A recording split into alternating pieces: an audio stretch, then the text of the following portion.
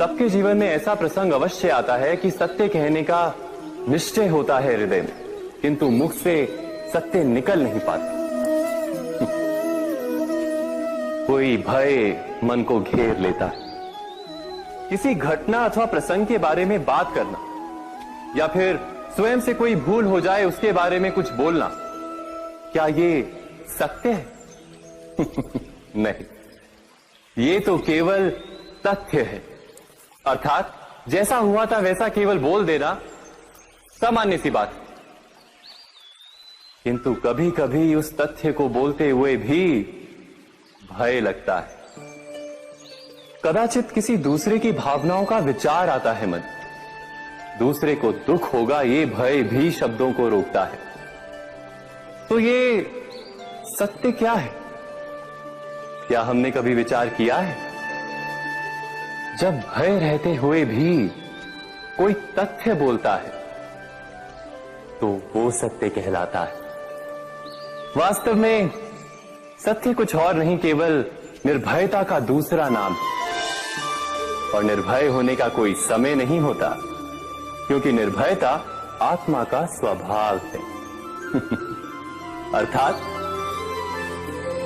क्या प्रत्येक क्षण सत्य बोलने का क्षण नहीं होता?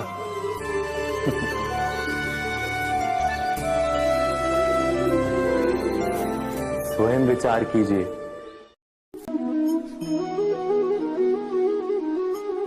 श्रेष्ठता का क्या अर्थ है? श्रेष्ठता का अर्थ है दूसरों से अधिक ज्ञान प्राप्त करना।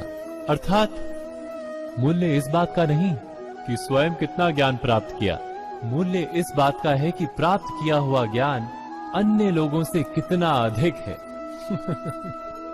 अर्थात श्रेष्ठता की इच्छा ज्ञान प्राप्ति को भी एक स्पर्धा बना देती है। और स्पर्धा में विजय अंतिम कब होती है?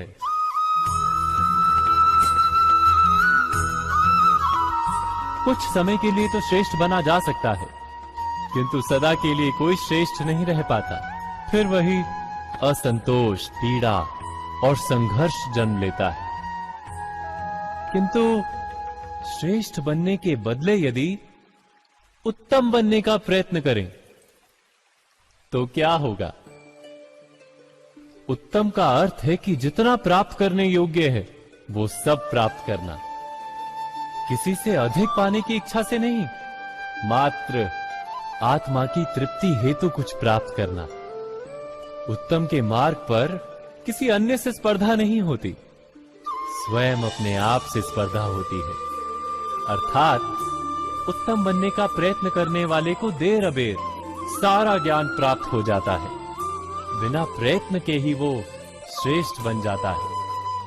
किंतु जो श्रेष्ठ बनने का प्रयत्न करता है वो श्रेष्ठ बने या ना बने, उत्तम कभी नहीं बन पाता।